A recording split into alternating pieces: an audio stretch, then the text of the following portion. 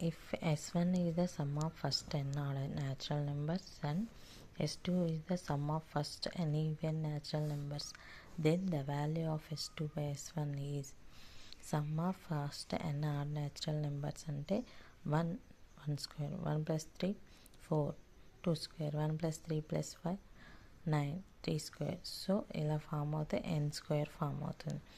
So S2 is the sum of first n even natural numbers 2 plus 4 plus 6 plus 8 plus dash dash 2n 2 into 1 plus 2 plus 3 plus 4 plus n. So some of natural numbers formula n into n plus 1 by 2 cancel అయిపోతుంది n into n plus 1. So S2 by S1 అంటే n into n plus 1 by n square. So n cancel అయిపోతుంది, n plus 1 by n అనేది దీని answer వచ్చేసి